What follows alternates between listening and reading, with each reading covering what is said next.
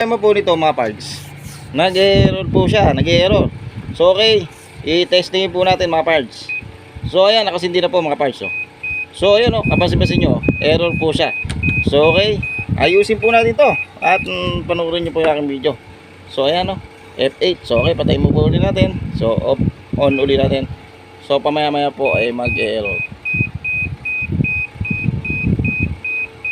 So ayan, patayin na po natin. So error po siya. Ngayon, ang gagawin po natin, ito troubleshoot po natin itong andito yung kanyang water inlet valve saka water level sensor at yung kanyang makina. Ito troubleshoot din po natin mga parts.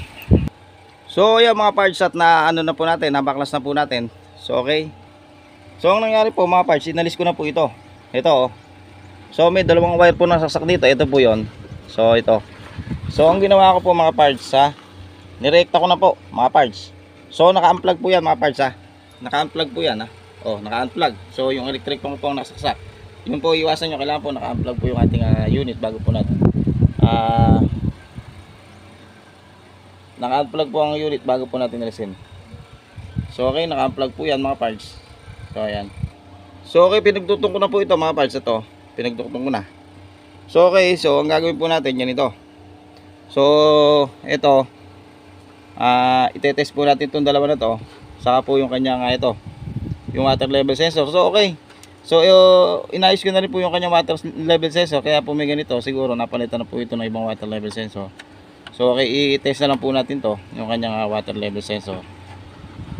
So okay, test po natin mga parts. So ayusin po natin yung ating camera. So ayan.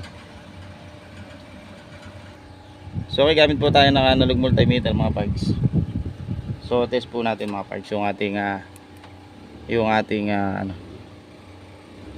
So okay, test po natin mga parts. So ayan, dito test po natin yung ating water level sensor. So ayan.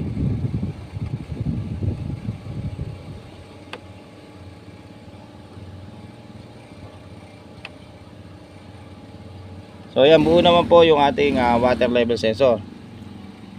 So ang itetest naman po natin itong ating water inlet valve. So okay.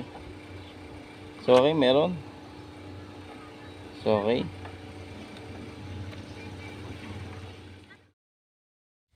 Ngayon mga parts, ang gagawin po natin, bubuksan po natin to. Ayan. Ayan, nakikita nyo po yung wire na nakalitaw po na yon. Ito po yung wire ng ating door switch. Ayan.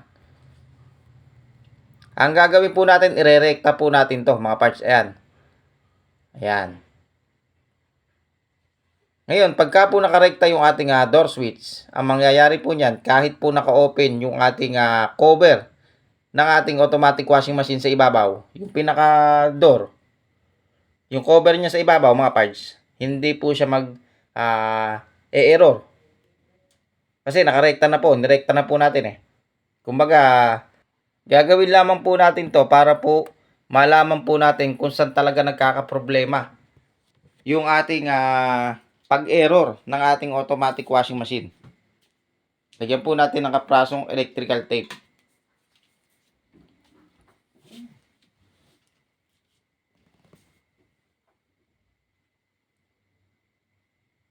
Yan mga parts, hayaan po muna natin tong wire na to na andito.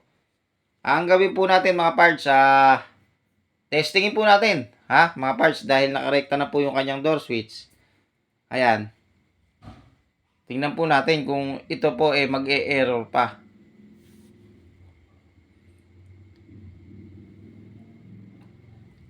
Ayan, chinek po natin yung ating water level sensor, water inlet valve. Ayan, sa makina chinek ko na rin, saka sa capacitor, okay naman. Ngayon, naka-plug in na to. So, takpan na po natin to. Yung basket. So, okay, testing na po natin. So, nakarekta na po yung kanyang door switch. Nakarekta na po. So, nakarekta na rin po yung nandito. Ito. So, ito, yung pinagkakapitan po nito, direkta na po natin. So, wala na po tayong sigasunin yan. At okay naman po yung kanyang water inlet valve, saka po yung kanyang water level sensor. So okay, pindutin na po natin mga parts. Isa pa.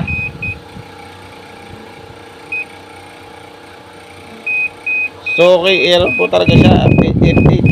So, palitan po natin ng bagong board mga parts. Palitan po natin ng bagong board. Ayan po mga parts. Papalitan po natin to ng bagong board. Ayan, meron po tayong bagong board dito. Bagong-bago mga parts. Ayan. Alamin po natin kung talagang andito yung problema. So, okay mga parts. Tapusin nyo po yung ating video. Ikakabit ko lamang po yung ating mga sakit dito sa ating bagong board. Testingin po natin kung mag-error pa mga parts.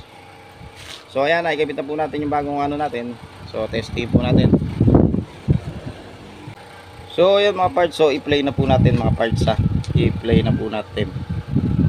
So okay, play na po natin dito. So ayan, kapansin nyo po mga parts, F8 po lumalabas. Ngayon mga parts, ginawa na po natin ang lahat. Pinalitan na po natin ng bagong board.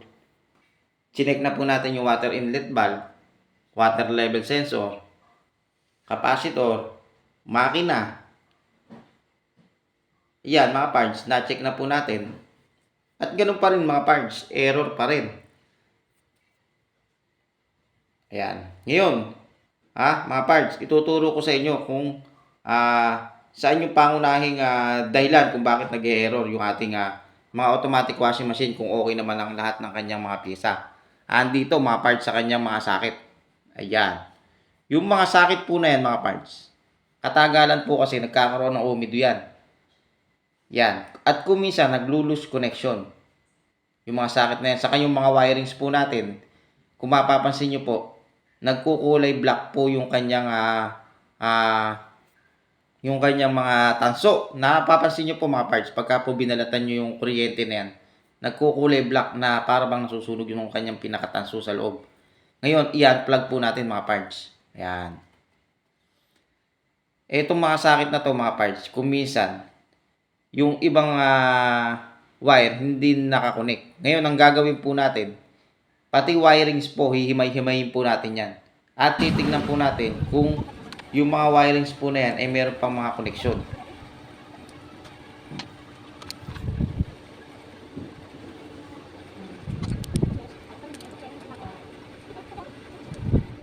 So ayan po mga parts, nakigamit ko na po yung board ng ating automatic washing machine. So ito po yung ating pinalitan na kuryente. So ayan. So nilakihan na po natin mga parts. Yan po ay nakalagay sa ground ng ating automatic washing machine. Nakikita nyo kuryente sa likod. So ang ginawa po natin ito na po yung ating ginamit. Tulad po nito mga parts. Yan. Mapapasin nyo po ito. Ayan. So ito po mga parts. Pinalitan ko po ito ng stainless. Yan po ay automatic washing machine din po yan. Okay mga parts. So yan, sasaksak na po natin to mga parts at testingin po natin kung ito ay okay. So ayan. Sasaksak na po natin ating mga cord. Okay. Sasaksak natin dito.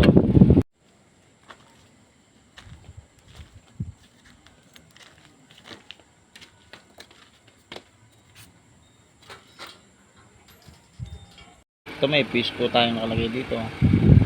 Okay, gamit po natin sa may fuse. So, okay. So yan po, naka-plug in na po mga parts. At testingin na po natin. So ito po yung kanyang power po ito. Power pose. So yung ano natin. Nalagplug. So ito mamaya po. So ito yung clean tube, clean tube, program, spin, rinse. Okay. So ito yung kanyang water level time manager. So okay, pindutin na po natin on off. So ayan, kapansin-pansin nyo po mga parts. So ayan, hindi po siya nag-error mga parts. So ulitin po natin mga parts.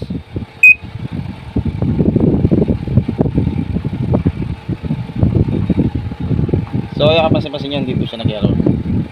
So ang gagawin po natin dyan mga parts, Seset po natin. So naka yung clean tube, naka clean tube po siya mga parts. So ito po yung kanyang clean tube. So tapos ito ilaw niya, naka clean tube po siya, clean tube. So ayusin po natin mga parts.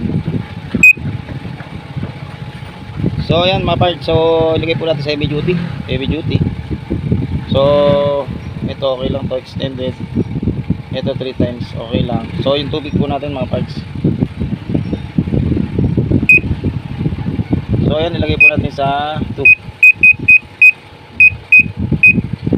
So okay, sa 2. So ilagay po natin sa 2. So saka po natin i-play. So play po natin. So ayun, nagkakarga po siya ng tubig, umuubo po.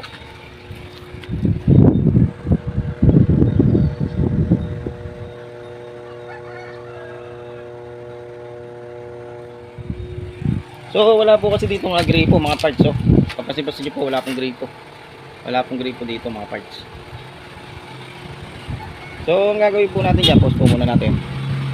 So kakargahan po muna natin ito ng tubig. So ayusin ko na po, pagkakabit-kabitin ko na po ito mga parts. At kargahan po natin ng tubig. So ayan po mga parts. So nalagyan ko na po ng tubig. So ayan, may tubig na po. Wala po kasi kung ano dito gripo. So okay. So ang gawin po natin, start po natin. So yan, so yung clean tube natin, so nabago na po kasi ito, bago na po yung kanyang board. So ito, lagay po natin sa heavy. So ito, lagay po natin sa tulang yung tubig.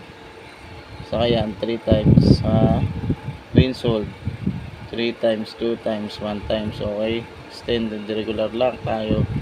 Program na sa regular lang tayo. So okay, play na po natin. Yun ang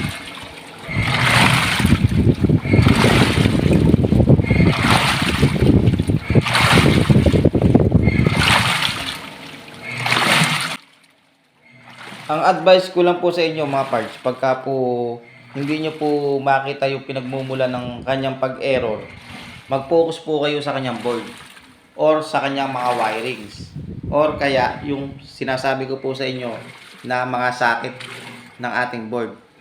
Mga parts. Ngayon, sa pagkakataong ito mga parts, pinalitan ko na po ito ng panibagong board. Kasi may problem na rin po kasi yung kanyang dating board.